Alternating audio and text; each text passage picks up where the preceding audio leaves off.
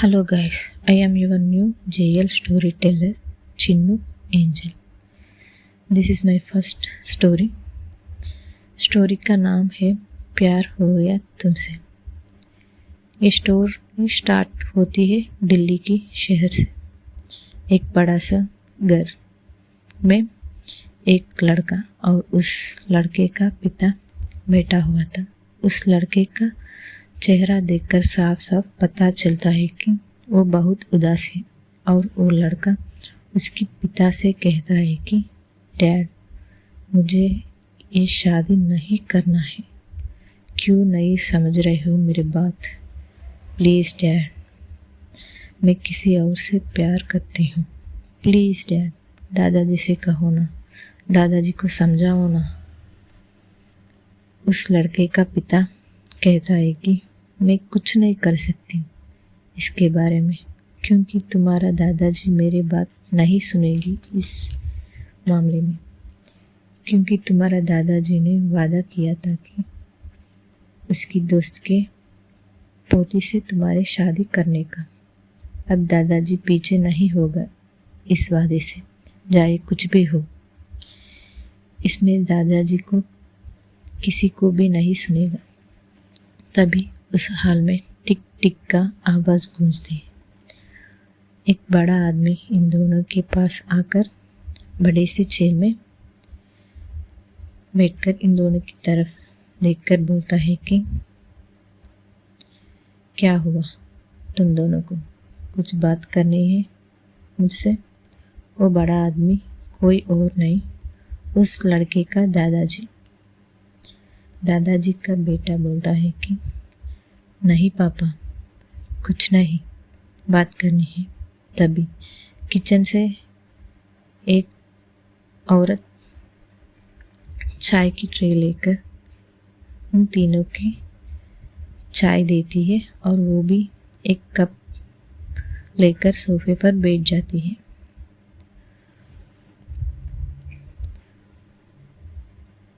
वो औरत कोई और नहीं, उस लड़के का माँ है। चाय पीने के बाद वो लड़का दादाजी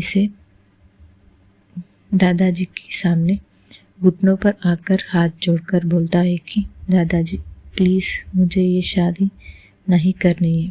प्लीज़ दादाजी गुस्से में बोलता है कि मुझे इस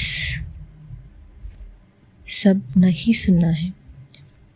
5 दिनों के बाद तुम्हारा शादी है, मुझे कोई भी तमाशा नहीं चाहिए। तुम ये प्यार वार ये सब तुम्हारे दिमाग से हटा दो, समझी? और दादाजी उनकी बेटे की तरफ देखकर कहता है कि तुम्हारे बेटे को समझाओ, कोई भी तमाशा नहीं होना चाहिए मुझे इस शादी में। दादाजी की बेटा कहता है कि ओके डैड, मैं समझा दूंगी। दादाजी उनकी बहू की तरफ देखकर कहता है कि शादी की शॉपिंग के लिए कब जा रहे हो? दादाजी की बहू दादाजी की तरफ देखकर बोलता है कि कल जा रहे हूँ पापा। दादाजी कहता है कि ठीक है, अच्छे से करो सब चीज़, कोई भी कमी नहीं होना चाहिए। तभी वो लड़का उठकर आंखों में गुस्सा और आंसू लेकर उनके कमरे में चली जाता है। दादाजी उनकी बेटे से पूछता है कि मेरी पोती कहाँ है? और पापा जी, वो एक प्रोजेक्ट के लिए बाहर गई है, आज आएगी। दादाजी कहता है कि उससे कहो मुझे मिलने के लिए। दादाजी का बेटा कहता है कि ओके पापा, मैं कहूँगी, वो आ जाए तो। दादाजी उठकर उनके कमरे में चली जाता है। अब दादाजी का बेटा उनकी बेटी को मैसेज भेजता है कि तुम्हारे प्रोजेक्ट हो गया तो जल्दी घर आ जाओ। ये सीन यही कंप्लीट होती है। अब चलती है दूसरी तरफ। एक बड़ा सा बिल्डिंग, एक रूम में प्रोजेक्ट का डिस्कशन चल रहा है। सब लोग एक एक करके प्रेजेंटेशन दे रहे हैं। उनमें से एक लड़की आराम से चेयर पर लीन होकर बैठकर पैर में पैर रखकर आंखों में चश्मा पहनकर चारों तरफ देख रही थी। चारों तरफ ऑब्जर्व कर रही थी। वो लड़की का नाम Aadya Thakur, our first main lead character. Aadya की बगल वाली लड़की, बगल वाली चेयर पे एक लड़की भगवान से प्रार्थना कर रही थी। आद्या वो लड़की के तरफ देखकर कहता है कि अरे यार श्रुति, क्यों भगवान को परेशान कर रहे हो, क्यों परेशान हो रहे हो, इस प्रोजेक्ट को हमें जीतेगा, तुम चिल करो ना। वो लड़की बोलती है कि कॉन्फिडेंट होना अच्छी बात है, बट ओवर कॉन्फिडेंट नहीं होना चाहिए। एक बार चारों तरफ देखो, बड़े बड़े कंपनी से आया है प्रोजेक्ट के लिए। तुम बोल रहे हो कि मैं चिल करूं? हमारे कंपनी स्टार्ट हुई 1 मंथ हुई है। हमारे लिए ये प्रोजेक्ट बहुत ज़रूरी है यार, मुझे टेंशन हो रही है। तभी आद्या छोटी सी स्माइल देकर श्रुति से कहती है कि तुम्हारा ना कुछ नहीं हो सकता, करो टेंशन। तभी एक आदमी एक फाइल हाथ में लेकर बोलता है कि इस प्रोजेक्ट की एएस कंपनी जीत चुकी है। Congratulations AS company and congratulations Aadya Thakur and Shruti Mehra. AS company Aadya and Shruti का कंपनी है। इन दोनों बेस्ट फ्रेंड्स है। आद्या 10 साल लंदन में स्टडी करके 1 मंथ में आया है, 1 मंथ पहले आया है। आज श्रुति इंडिया में ही है। इन दोनों ने एक कंपनी शुरू किया है। उस कंपनी में आद्या की शेयर्स 35% है, श्रुति की शेयर्स 47% है। आद्या खड़ी होकर उस आदमी के हाथ से फाइल लेकर पढ़कर सिग्नेचर करती है। आद्या उस कैबिन से जाने से पहले एक बार एक आदमी की फेस की तरफ देखकर छोटी सी स्माइल पास करती है और उस कैबिन से बाहर जाती है। और उस आदमी की फेस पे साफ साफ गुस्सा दिख रहा था। एक क्या है, कौन है, हमको आगे चलकर पता चलता है। बाहर आद्या पॉकेट से फ़ोन निकालती देखती है कि उसके डैड का मैसेज आया है। ओपन करके देखती है कि और कुछ सोचने लगती है, कुछ हुआ है क्या घर पे, डैड मुझे मैसेज किया। इतने में श्रुति आकर आद्या को हक करके बोलती है कि यार finally we got this project, congratulations Aadya. Aadya Shruti की तरफ देखकर बोलता है कि congratulations to you also. Shruti बोलता है कि यार पार्टी करना है आज। आद्या श्रुति की तरफ देखकर बोलता है कि हाँ करना है, बट मुझे अब घर जाना है, डैड की मैसेज आया है, मुझे अब जल्दी से घर जाना है। श्रुति कहती है कि कुछ हुआ है क्या घर पे, तुम्हारे डैड मैसेज किया है तो। आद्या पता नहीं, घर जाके पता चलेगा कुछ हुआ है या नहीं, मैं घर जाके तुमको कॉल करूँगी। श्रुति ठीक है, तुम घर जाओ। तभी पीछे से आद्या की सेक्रेटरी आकर बोलता है कि मैम प्रोजेक्ट के फाइल है and congratulations ma'am both of you.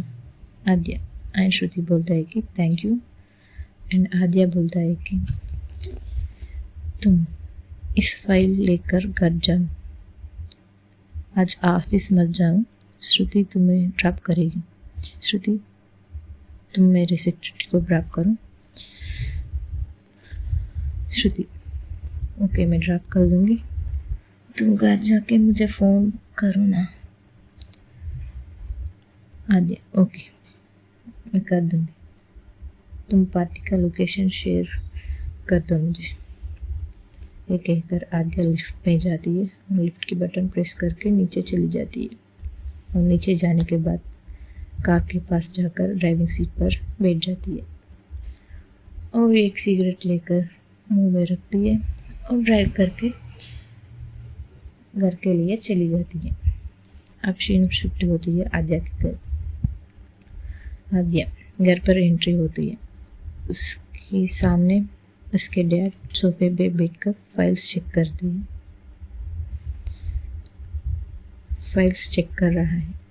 आद्या जाकर उसके डैड के सामने सोफे पर बैठ जाती है और कहती है कि डैड,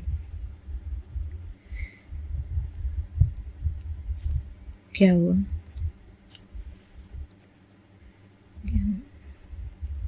आद्या की डैड कहता है कि कल से तुम्हारा भाई का शादी की तैयार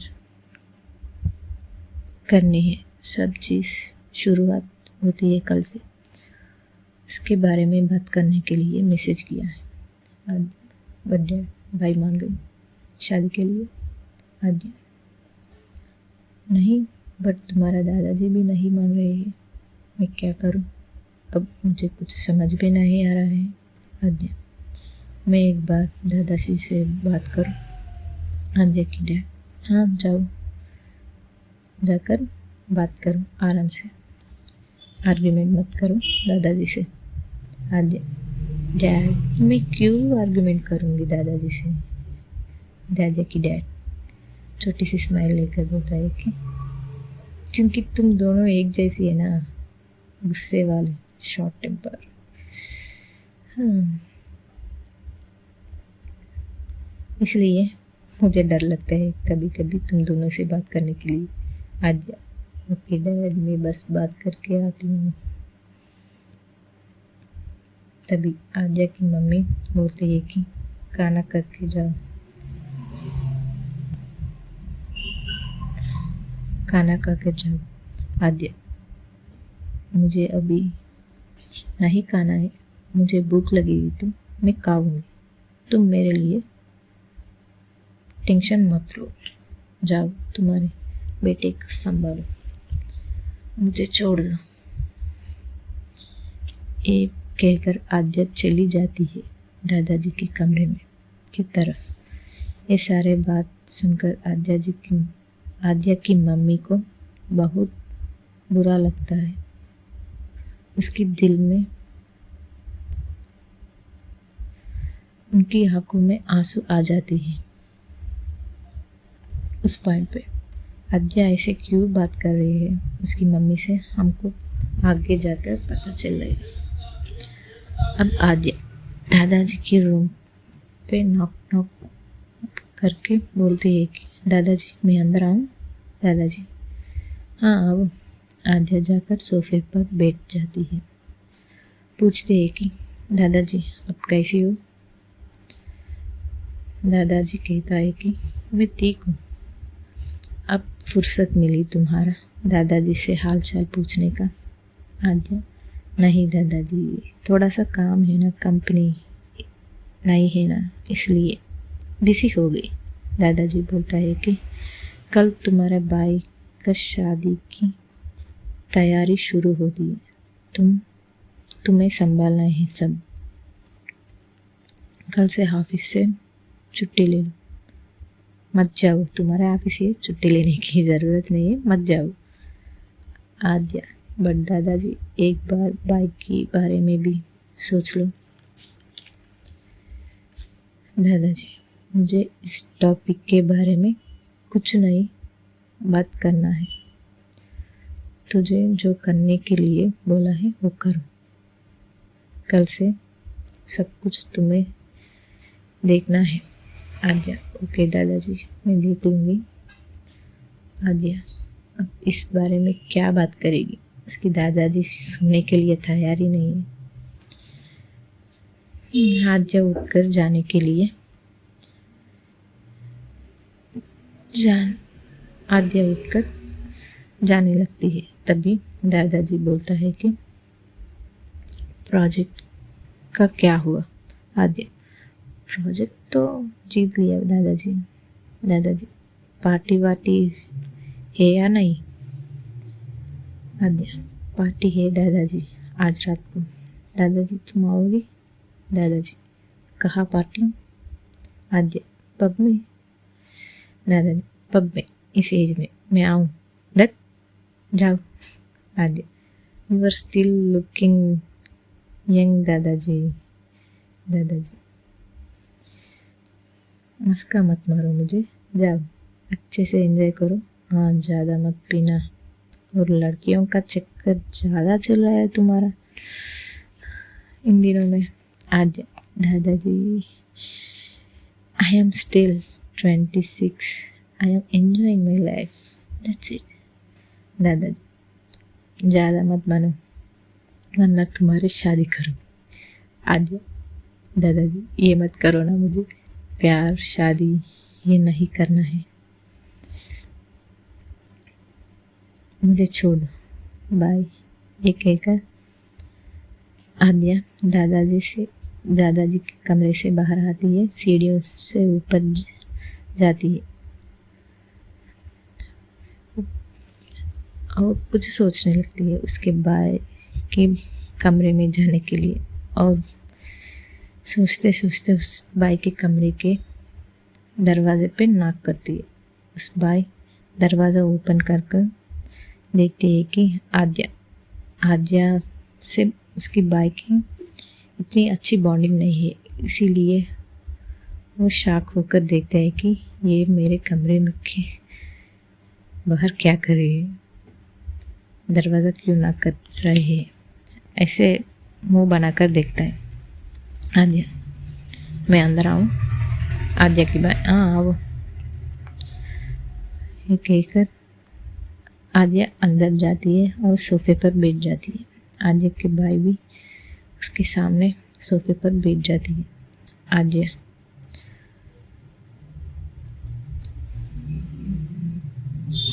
आद्या एंड आद्या की बाई एक दूसरे की तरफ देखने लगती है। इन दोनों में किसी ने भी बात नहीं कर रहा था एक दूसरे से।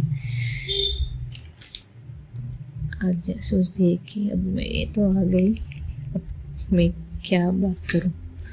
आद्या की बाई, क्या हुआ, कुछ बोलोगी या नहीं? क्यों आया मेरे कमरे में?